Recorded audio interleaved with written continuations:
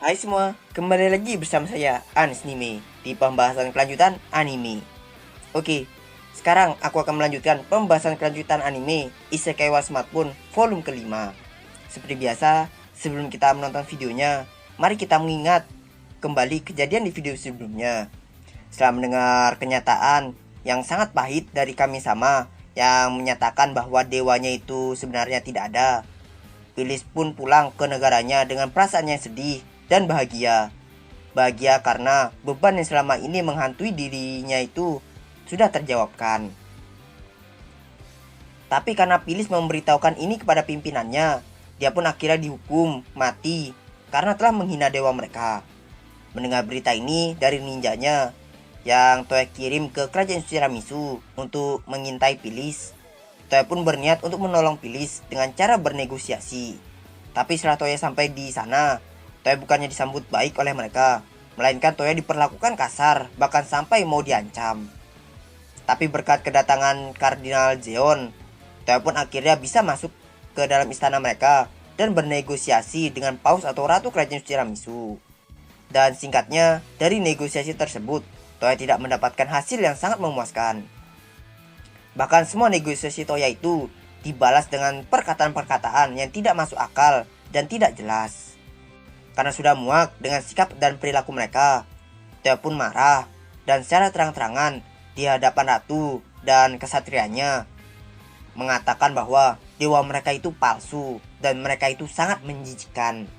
Dan pembahasan pun selesai di sana. Oke, sudah ingat kan? Kalau belum, kalian bisa aja langsung cek di video sebelumnya. Oke? Dan bagi yang sudah, kita nggak usah lama-lama lagi. Jadi, mari kita lanjutkan pembahasan Isekai wa Smartphone Totomoni volume kelima, art ke-16. Let's play!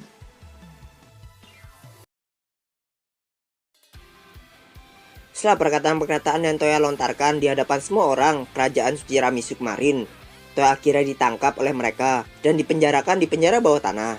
Tapi bukan berarti Toya itu kalah sama mereka ya, si Ksatria Templar. Melainkan Toya itu sengaja membiarkan dirinya ditangkap oleh mereka. Karena Toya itu berpikir tidak ada gunanya jika Toya itu melawan mereka. Malah Toya bisa saja dicap sebagai orang jahat oleh warga dan orang-orang lain. Dan terlebih lagi, Toya ini merasa sangat curiga terhadap kerajaan Tiramisu ini. Yang seakan-akan kerajaan ini seperti sedang dikendalikan oleh sesuatu. Sebab tingkat penyebaran agama Dewa Cahaya Lars ini sangatlah rendah. Padahal agamanya sudah ada 1000 tahun yang lalu. Tapi kenapa penyebarannya hanya ada di kerajaan Tiramisu saja? Jadi Toya menarik kesimpulan bahwa kemungkinan besar kerajaan Tiramisu sedang dikendalikan menggunakan semacam sihir oleh seseorang.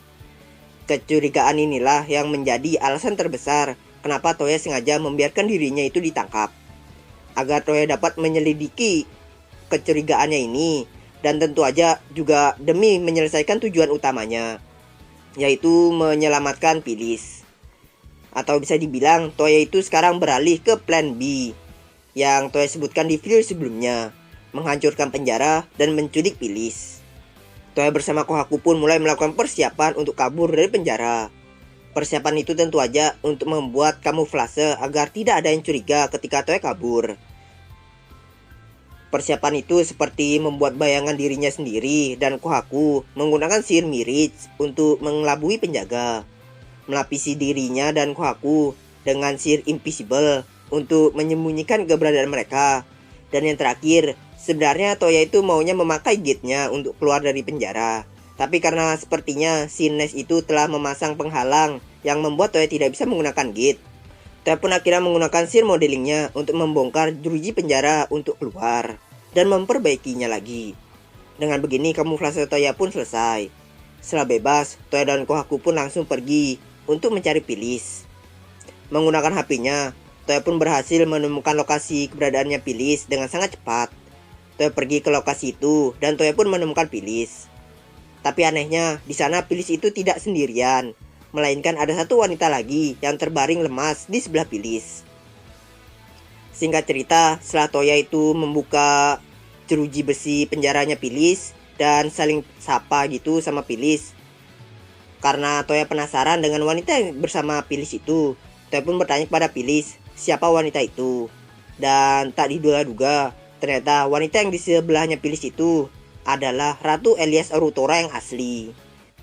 Dan Ratu Elias Arutora yang Toya temui kemarin ternyata adalah ratu palsu, adik dari Kardinal Zeon, yaitu Kardinal Kyurei, yang memiliki penampilan yang sama persis seperti Ratu Elias Arutora.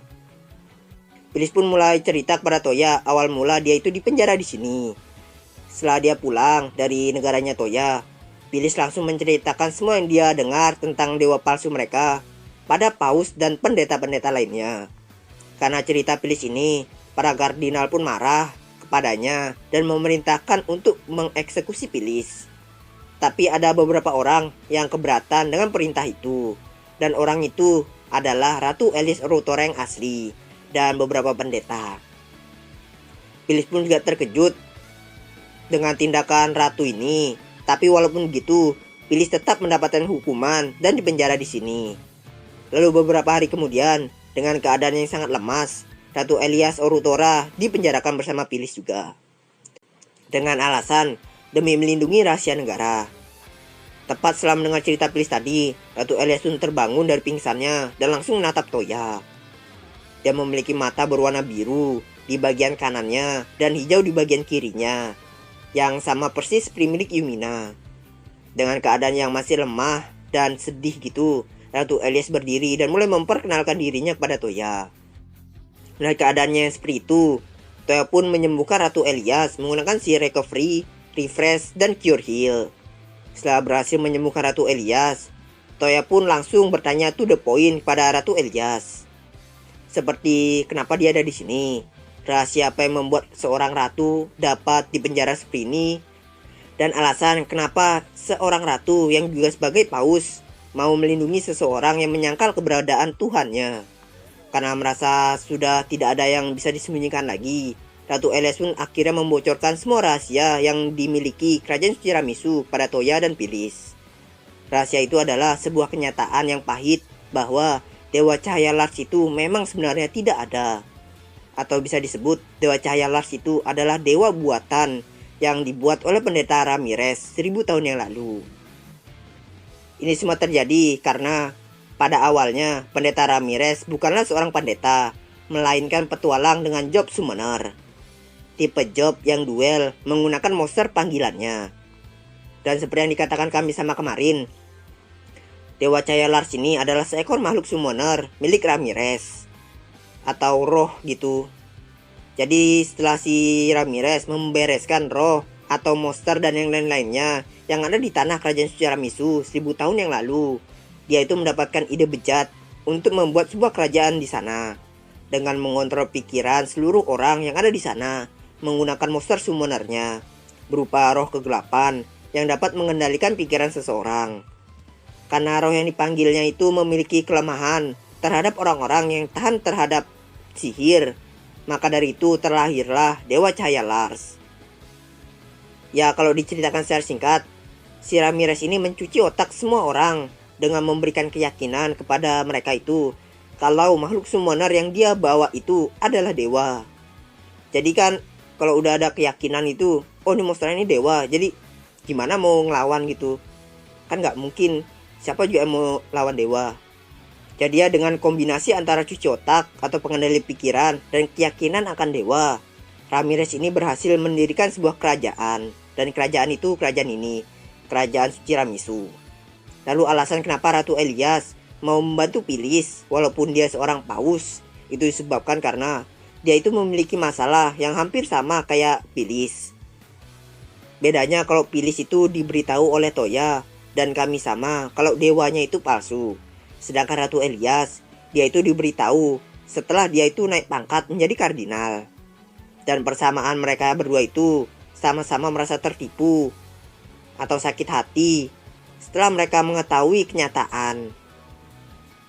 Jadi pada awalnya Ratu Elias ini sangat percaya sama Dewa Cahaya Lars.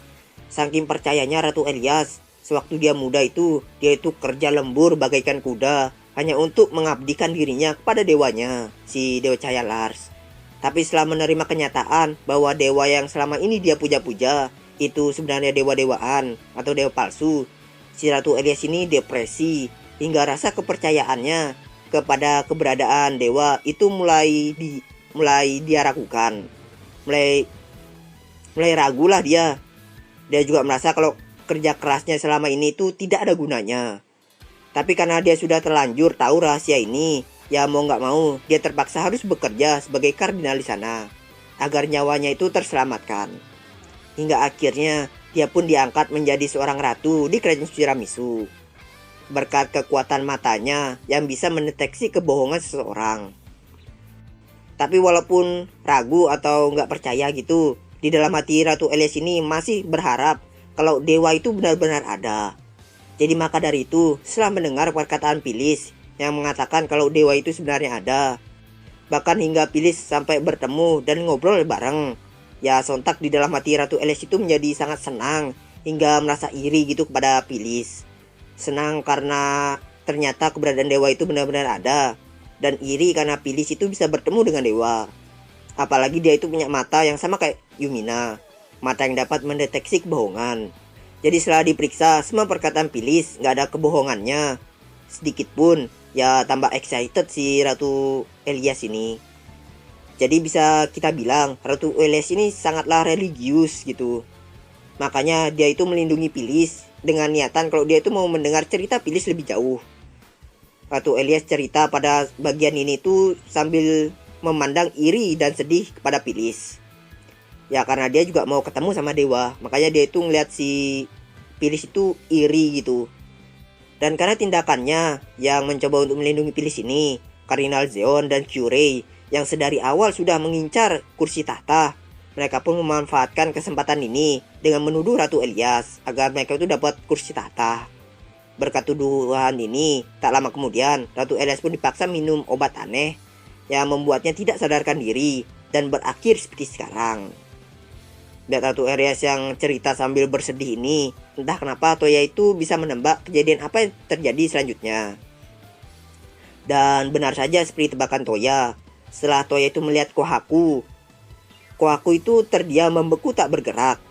Dan setelah itu terdengarlah suara kami sama dengan diselimuti oleh butiran-butiran cahaya yang sangat terang yang menyinari penjara gelap di sana. Apa ada yang memanggilku? Kami sama datang tepat di hadapan mereka bertiga, kecuali Kohaku karena dia freeze. Tapi gak seperti kemarin. Sekarang kami sama itu ingat untuk menekan auranya.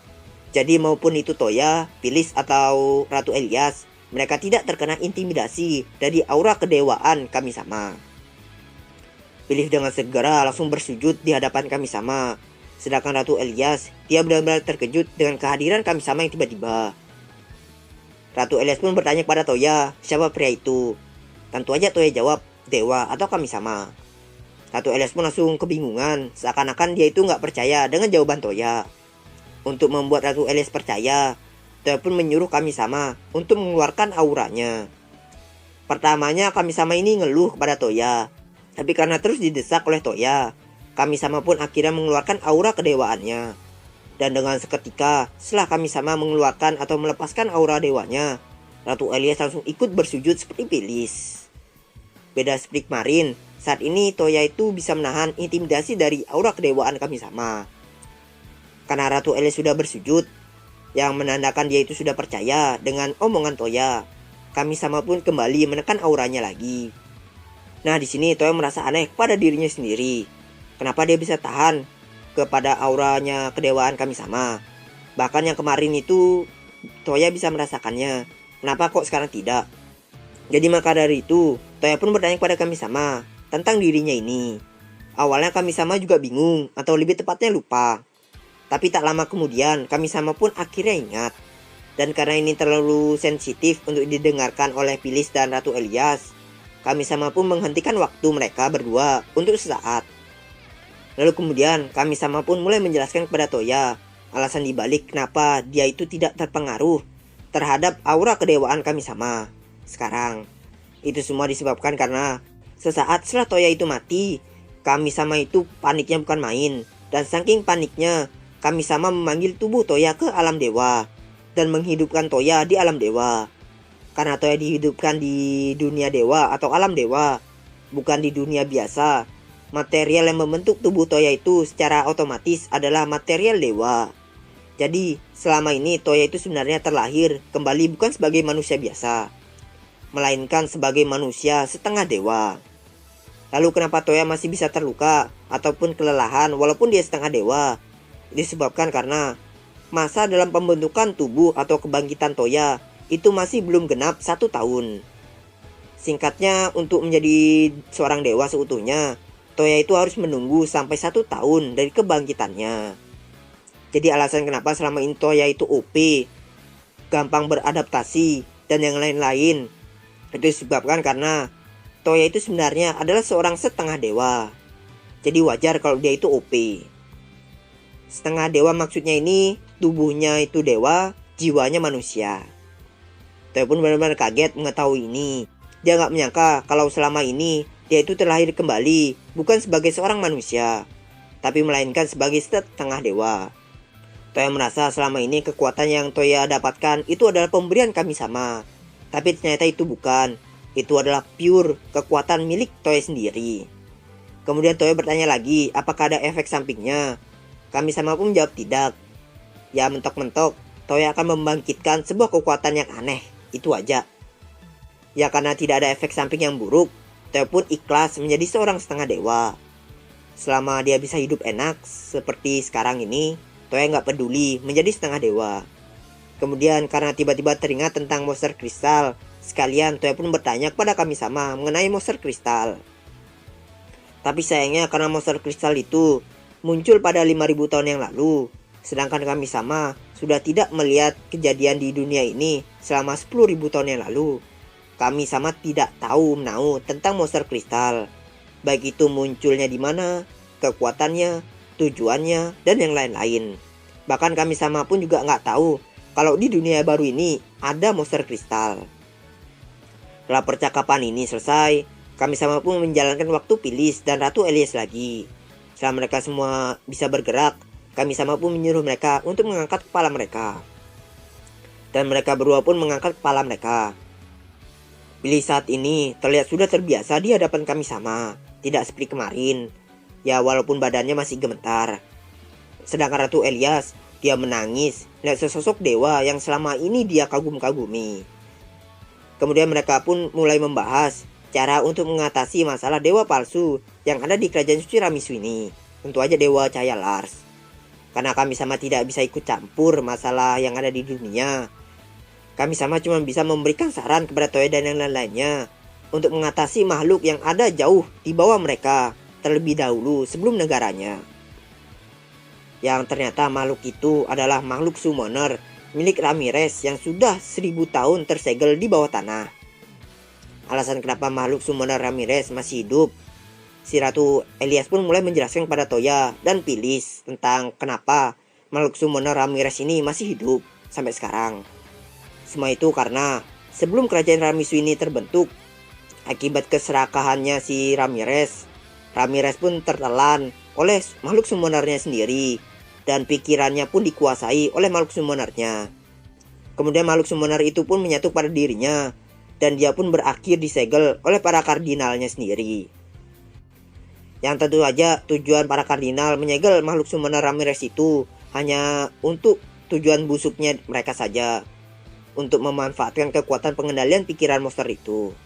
Tapi walaupun Toya berhasil mengalahkan makhluk summoner itu dan kekuatan pengendalian pikirannya sudah dihilangkan, hanya kepercayaan yang berlebihan saja yang akan hilang dari pikiran para warga, karena hanya itu saja yang dikendalikan oleh Ramirez. Jadi kepercayaan terhadap Dewa Cahaya Lars akan masih tetap melekat di pikiran warga.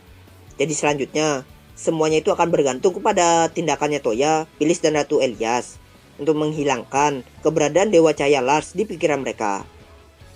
Selain itu Toya juga harus bertaruh dengan waktu, karena segel yang selama ini menyegel makhluk summoner itu sudah mulai rusak, yang mengakibatkan sihir kegelapannya itu mulai bocor.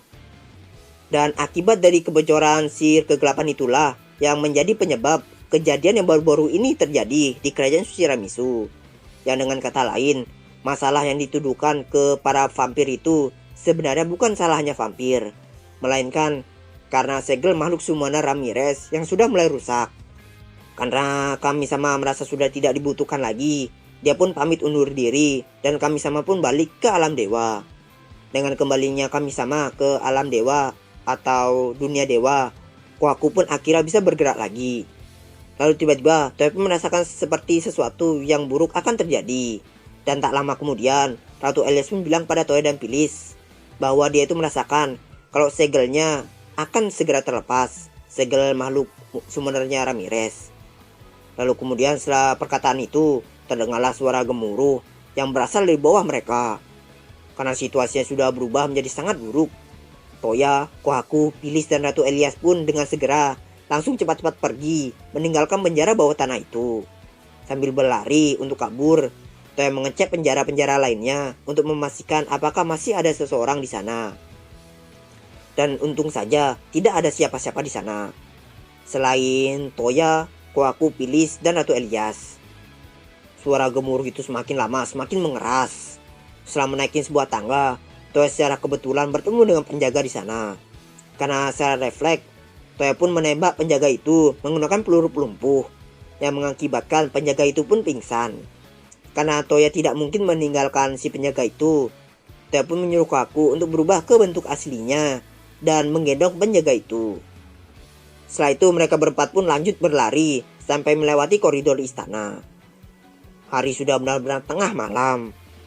Karena penghalang gate yang dipasang Ness itu tidak dirancang jauh, Toya pun sudah bisa menggunakan gate-nya. Dan Toya, Phyllis, Ratu Elias, dan Kohaku pun pindah ke pusat kota. Sementara itu, suara gemuruh pun semakin membesar dan berubah menjadi sebuah gempa.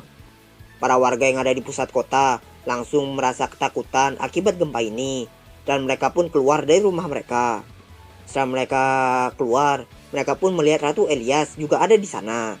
Mereka langsung mengitari atau mengelilingi Ratu Elias sambil bertanya apa yang terjadi.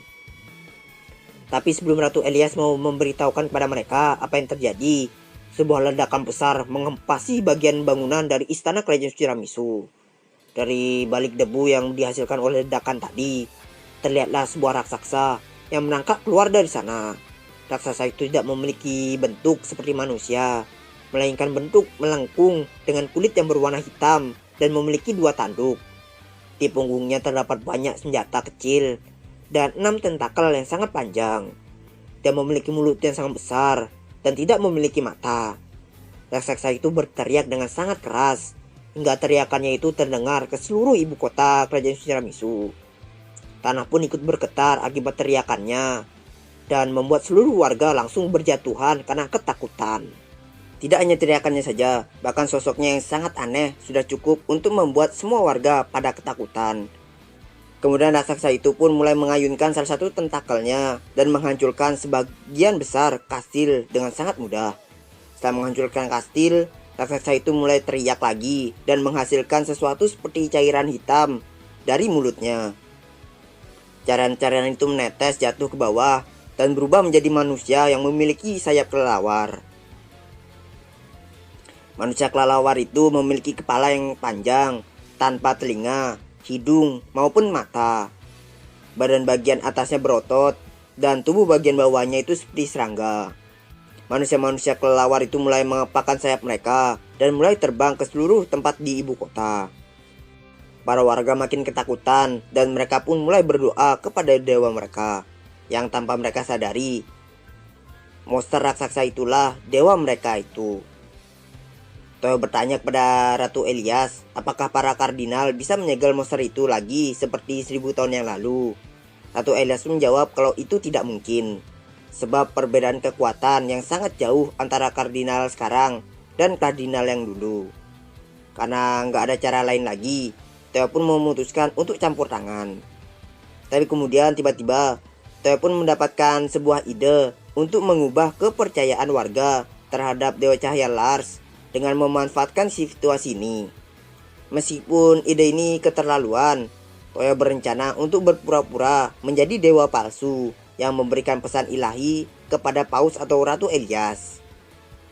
Karena Toya tidak bisa memutuskan ide ini sendiri, Toya pun bertanya kepada Ratu Elias dan Phyllis. Mendengar ide Toya tadi, Ratu Elias itu langsung menatap lurus ke hadapan Toya dan menjawab dengan jelas tanpa ada keraguan. kalau Ratu Elias setuju dengan idenya Toya. Jika itu bisa mengubah aturan atau ajaran Dewa Cahaya Lars, Ratu Elias bersedia mengikuti ide Toya. Di lain sisi, Phyllis merasa khawatir terhadap Toya jika mengikuti idenya ini, karena Toya akan secara langsung melawan raksasa itu. Tapi ya karena ini Toya, selama bukan monster kristal bagi Toya, kacang lah.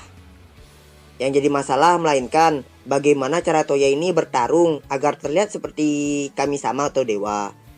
Karena nggak kepikiran lagi ide lain, Toya pun memutuskan untuk menggunakan sihir Mirage untuk mengubah dirinya menjadi seperti sesosok dewa. Setelah selesai berdiskusi, Toya pun memulai rencananya ini. Toya berpisah dengan kelompok Ratu Elias dan bersembunyi di gang. Sementara Toya bersembunyi di gang, Ratu Elias dan Phyllis menyuruh semua warga yang ada di ibu kota untuk berdoa kepada dewa. Setelah mereka mulai berdoa, Toya pun mulai mengubah penampilannya menjadi seperti sesosok dewa-dewa di mitologi Yunani menggunakan sihir Mirage. Toya juga menambahkan beberapa pernak-pernik seperti ilusi sinar cahaya yang memancar di sekitar tubuhnya, hulu atau lingkaran cahaya di atas kepala itu, dan 12 sayap di punggungnya agar terlihat seperti dewa gitu. Dan sebagai pemanis, Toya membuat sebuah ilusi dirinya versi dewa ini dan memunculkannya di atas para warga supaya kelihatan seperti dewa yang datang dari surga gitu. Lalu sebelum melawan bos, Toya melawan kerucu-kerucu raksasa itu dengan memanggil banyak monster summoner berupa seperti Valkyrie atau malaikat gadis perang di sekeliling ilusinya. Yang kemudian setelah itu Toya perintahkan mereka itu melalui telepatinya untuk menyerang semua manusia-manusia kelelawar. Valkyrie Toya itu pun menyebar mengikuti perintah Toya dan mulai berburu para manusia kelelawar itu di seluruh ibu kota. Sebenarnya Toya bisa aja menggunakan cara yang sama kayak di kejadian pas nolongin kakaknya Yae, pakai Shining Javelin. Karena kelemahan mereka itu sihir cahaya. Tapi kalau Toya melakukan ini, nanti semuanya akan berakhir terlalu cepat dan menyebabkan para warga itu tidak tahu apa yang terjadi. Walaupun terdengar jahat, tapi inilah satu-satunya cara untuk menghilangkan pikiran Dewa Cahaya Lars yang mengakar di otak mereka.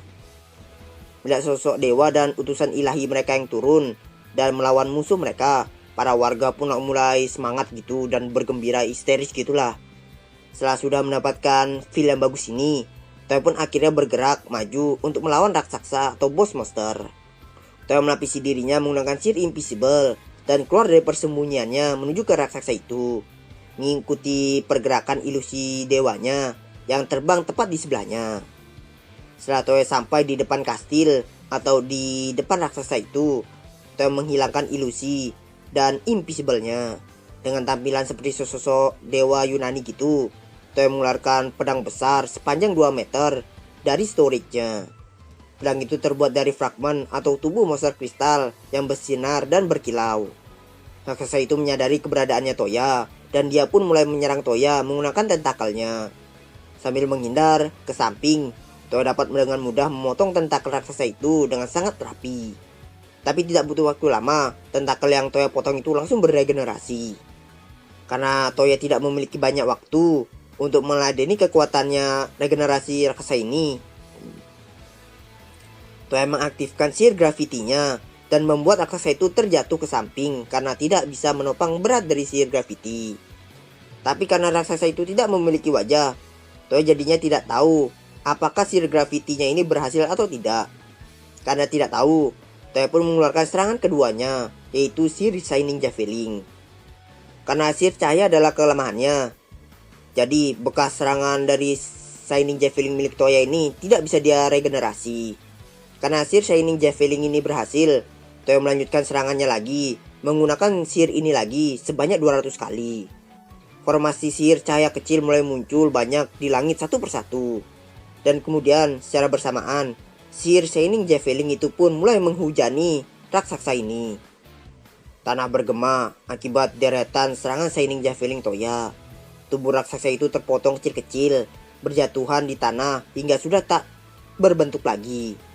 Ribuan potongan raksasa itu mulai menghilang menjadi kabut dan mencoba untuk kabur terbang ke langit. Tentu saja ini akan merepotkan jika Toya tetap membiarkannya. Jadi untuk melenyapkannya secara permanen, Toya mengeluarkan sihir barunya bertipe cahaya yang bernama Benis. Sihir tipe permurnian dengan area yang sangat luas. Sebuah kilauan cahaya mulai menyinari area yang sudah ditandai, dan kabut itu pun lenyap akibat sihir ini. Setelah roh kegelapan itu sudah benar-benar hilang dari muka bumi, jatuhlah kerangka Ramirez, dan tak lama kemudian kerangka itu pun hancur berantakan menjadi abu dan tersapu oleh angin. Tapi masalah belum selesai sampai di sini saja. Malah sekaranglah momen terpenting yang harus Toya lakukan, yaitu Toya harus berpikir keras untuk menipu semua warga. Saat Toya melihat jalan di pusat ibu kota, Toya mendengar sorakan para warga yang sangat nyaring, bergema hingga terdengar ke seluruh wilayah ibu kota. Mereka semua pada berdesak-desakan, berteriak dengan seenak mulut mereka, seperti hidup Dewa Cahaya Lars, rasakan amarah Dewa Cahaya Lars, ini demi keadilan, dan yang lain-lain. Yang membuat Toya itu malah kesal mendengar mereka ini. Tidak ada akan yang berubah jika Toya membiarkan mereka seperti ini terus. Maka dari itu, Toya mau nggak mau, kalau memang mau membantu kerajaan suci Ramisu, Toya harus menipu mereka demi menghilangi sifat mereka yang asal bunyi ini. Untuk membuat mereka semua diam, Toya mengeluarkan sihir Shining Javelin-nya lagi sebanyak 300 buah ke seluruh ibu kota secara random tanpa mengenai warganya. 300 cahaya dijatuhkan ke seluruh ibu kota yang menyebabkan kepanikan warga. Sama seperti yang dilakukan pada saat insiden di Rifurizu, Toya memproyeksikan dirinya sendiri yang versi dewa ini ke seluruh kota agar semua orang itu dapat melihat dan mendengarnya. Di tampilan raya proyeksi itu, Toya murka terhadap seluruh para warga yang ngomong seenak mereka dengan mengataskan keadilan. Toya juga bilang kalau keadilan mereka itulah yang menyebabkan terlahirnya monster raksasa tadi. Setelah itu, Toya versi dewa memanggil Ratu Elias ke hadapannya menggunakan gate. Ratu Elias berlutut dan menundukkan kepalanya di hadapan Toya versi dewa. Sontak seketika setelah lihat ratu mereka itu di layar proyeksi, para warga langsung bersorak kagum kepada ratu mereka. Setelah berlutut, Ratu Elias pun bertanya kepada Toya versi dewa, apakah dia adalah Dewa Cahaya Lars mereka.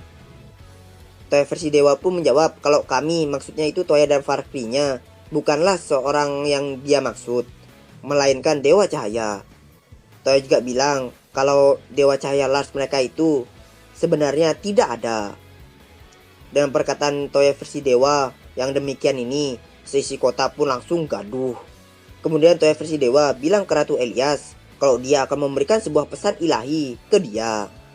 Ratu Elias maju mendekati Toya versi dewa, dan Toya pun meletakkan tangannya di dahi Ratu Elias sebagai isyarat kalau Toya sedang memberikan pesan ilahi ke Ratu Elias. Toya dan Ratu Elias diselimuti oleh cahaya yang sangat terang, yang tentu saja itu cuma efek biar terlihat realistis. Setelah cahayanya menghilang, Ratu Elias pun bersujud di hadapan Toya versi dewa. Dan yang tersisa adalah sentuhan terakhir, yaitu menghukum orang-orang seperti Kardinal Zeon, saudaranya Kyurei, dan para ksatria Templar yang mendukung mereka. Toya memanggil mereka seperti Toya memanggil Ratu Elias tadi, menggunakan gate. Kemudian Toya bilang ke para warga kalau Toya versi dewa akan menghukum orang-orang ini atas kejahatan mereka yang telah menipu dan menggunakan nama dewa demi kebaikan mereka sendiri. Walaupun pada awalnya Kardinal Zeon ini mengelak gitu sambil memohon dan bersujud, tapi setelah Toya menyangkut masalah Pilis, Kardinal Zeon pun langsung terdiam 1000 kata. Wajahnya mulai memucat. Dan tidak hanya Kardinal Zeon saja, kardinal-kardinal lain dan para ksatria Templar pun juga langsung wajahnya itu memucat dan terkejut. Begitu juga para warga, mereka kaget. Dan mereka yang mendengar ini pun langsung mulai ngegosip gitu.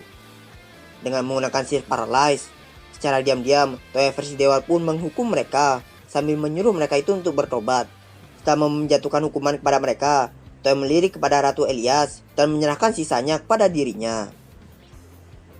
Kemudian Toya pun mengucapkan kata-kata terakhir sebelum dia pergi, bahwa cahaya dan kegelapan adalah sesuatu kesatuan yang tidak bisa dipisahkan.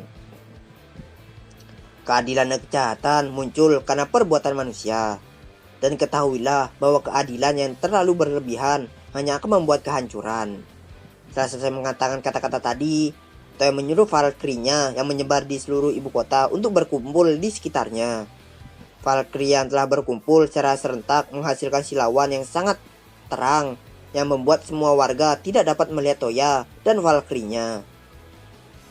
Dengan memanfaatkan silau itu, Toya dengan cepat-cepat langsung kabur menggunakan gate-nya. Sebagai tambahan, Toya juga mengasih ilusi bulu-bulu sayap yang rontok di sekitarnya sebelum kabur, agar terlihat persislah seperti dewa yang mau pulang gitu. Kemudian setelah kepergian Toya versi dewa ini, Ratu Elias langsung berpidato pada seluruh warganya yang berinti bahwa mereka harus bertobat dan mengatasi semua masalah dan cobaan dengan kekuatan mereka sendiri mulai sekarang.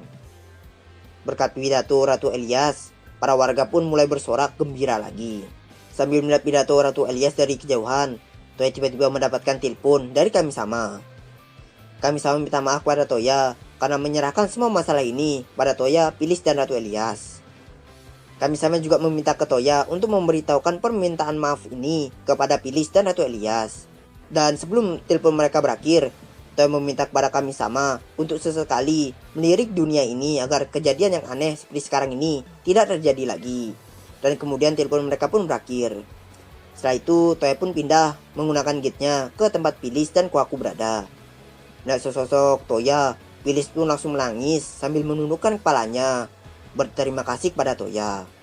Sebelum pulang ke negaranya, Toya sebenarnya maunya membantu memperbaiki istana yang sudah hancur akibat duelnya dengan roh kegelapan raksasa tadi.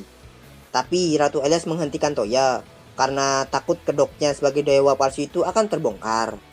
Karena sudah nggak ada yang bisa Toya kerjakan lagi, Toya pun pamit undur diri. Toya juga memberikan Phyllis Gate Mirror agar mereka itu bisa saling berkomunikasi lagi nanti. Dan kemudian Toya berserah Kohaku pun pulang ke negaranya. Beberapa hari kemudian, muncullah sebuah rumor yang beredar tentang dewa yang turun di kerajaan suci Ramizu dan berhasil mengalahkan dewa jahat. Rumor itu banyak ditertawakan di seluruh negara yang kurang beragama. Selain itu, kerajaan suci Ramizu juga telah mengubah agama mereka yang dari dewa cahaya Lars menjadi dewa cahaya. Slogan atas nama keadilan pun juga telah mereka hilangkan, dan dengan demikian terlahirlah kerajaan suci Ramizu yang baru. Toya menceritakan semua kejadian tadi kepada seluruh cewek-ceweknya, yang tentu saja kejadiannya itu sedikit Toya edit tentang pembicaraannya dengan Kami-sama. Untuk nasib Kardinal Zeon, saudaranya, dan Kesatria Templar, semua harta pribadi mereka disita, mereka dikucilkan dan dipenjarakan. Jumlah barang yang disita dari mereka itu sangatlah banyak. Itu semua hasil dari sumbangan dan persembahan warga. Barang-barang atau harta yang disita itu kemudian Ratu Elias bagikan kepada orang-orang yang tidak mampu atau yang membutuhkan. Lalu beberapa saat kemudian, sekali lagi datanglah utusan dari kerajaan suci Ramizu, yaitu Phyllis yang sudah diangkat menjadi kardinal termuda di sana. Phyllis membawakan sebuah surat yang menyatakan bahwa kerajaan suci Ramizu ingin menjalin tali persahabatan antara negara Toya dan kerajaan suci Ramizu. Tentu saja kali ini tanpa adanya paksaan seperti sebelumnya. Karena ini bukan sesuatu yang buruk, Toya pun akhirnya menerima permintaan ini. Dan dengan demikian, Arc 16 dan volume kelima pun berakhir.